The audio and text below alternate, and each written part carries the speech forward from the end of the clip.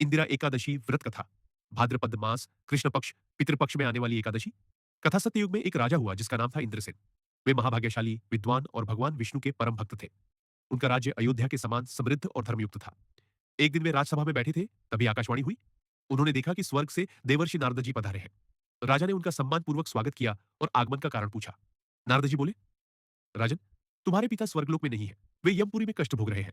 उन्होंने अपने जीवन में अनेक पुण्य किए थे, परंतु एकादशी का व्रत उन्होंने नहीं किया। इसी कारण वे पितृलोक में पीड़ा सह रहे हैं। राजा इंद्रसेन अपने पिता की दशा सुनकर दुखी हो गए और बोले, गुरुदेव, अब मैं क्या करूं जिससे मेरे पिता को मुक्ति मिल सके।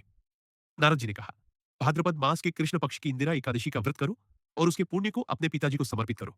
इससे वे पितृलोक से मुक्त होकर स्वर्गधाम में स्थान प्राप्त करेंगे। राजा ने विधिवत व्रत किया। स्नान, दान, व्रत और रात्रि जागरण के साथ भगवान विष्णु की पूजा की।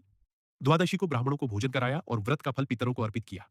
फलस्वरूप उनके पिता यमलोक से छूटकर स्वर्गलोक में चले गए। राजा को भी अपार यश और दीर्घायु प्राप्त हुई। इंदिरा एकादशी व्रत का महत्व, पितरों को मोक्ष और शांति मिलती है। पितृपक्ष में किया गया यह व्रत अत्यंत फलदायी है।